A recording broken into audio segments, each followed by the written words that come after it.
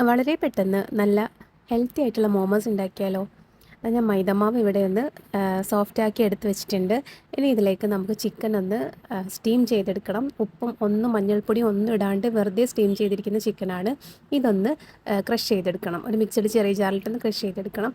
ഇനി ഇതൊരു ബൗളിലേക്ക് ഒന്നിട്ട് കൊടുക്കാം.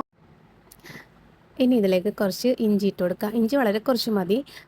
ധാരാളം വെളുത്തുള്ളി ഇട്ട് കൊടുക്കുക. വെളുത്തുള്ളി ഇവിടെ കൂടുതൽ എടുക്കുന്നുണ്ട്, അപ്പോൾ വെളുത്തുള്ളിയും കൂടി ഇട്ട് കൊടുക്കുന്നുണ്ട്. ഇനി ഇതിലേക്ക് എരിവിന് ആവശ്യമായിട്ടുള്ള പച്ചമുളകും കൂടി ഇട്ട് കൊടുക്കുന്നുണ്ട്. ഇനി കുറച്ച് മല്ലിയിലയും കൂടി ഒന്ന് ഇട്ട് കൊടുക്കുക. എന്നിട്ട് ഇതിലേക്ക് ഉപ്പൊന്ന് അഡ്ജസ്റ്റ് ചെയ്ത് ഇട്ട് കൊടുക്കാം. ഒരു നാരങ്ങയുടെ നീര്, ഒരു പകുതി നാരങ്ങയുടെ നീര് ഒഴിച്ചു കൊടുക്കുന്നുണ്ട്. സോയാ സോസ് 2 ടേബിൾ സ്പൂൺ ഒഴിച്ചു കൊടുക്കുന്നുണ്ട്. ഇതിൽ ഉപ്പ് ഉണ്ടാവും, അതുകൊണ്ട് നമുക്ക് ഉപ്പ് ഒന്ന് അഡ്ജസ്റ്റ് ചെയ്തിട്ട് മാത്രം ചേർത്ത് കൊടുക്കുക. ഇതെല്ലാം കൂടി മിക്സ് ചെയ്തിട്ട് ഒന്ന് മാറ്റി വയ്ക്കുക. അപ്പോൾ ഇതാണ് ഇതിൻ്റെ ഫില്ലിങ്സ്. ഇനി നമ്മൾ ആ മാവ് ഒന്ന് പരത്തിയെടുത്തിട്ട് ഇതുപോലെ കട്ട് ചെയ്തിട്ട് കുറച്ച് ഫില്ലിങ് അതിൽ വെച്ചിട്ട് ഇഷ്ടമുള്ള ഷേപ്പിൽ നമുക്ക് ചെയ്തെടുക്കാം.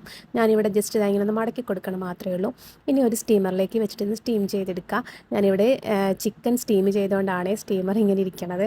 അപ്പോൾ അതിലേക്ക് വെച്ചിട്ടൊന്ന് സ്റ്റീം ചെയ്തെടുക്കുക. ഭയങ്കര പെട്ടെന്ന് ഉണ്ടാക്കാൻ പറ്റും.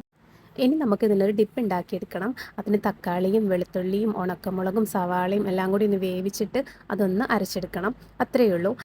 സിമ്പിൾ അല്ലേ? അപ്പോൾ എല്ലാവരും ഒന്ന് ട്രൈ ചെയ്ത് നോക്കാം. താങ്ക്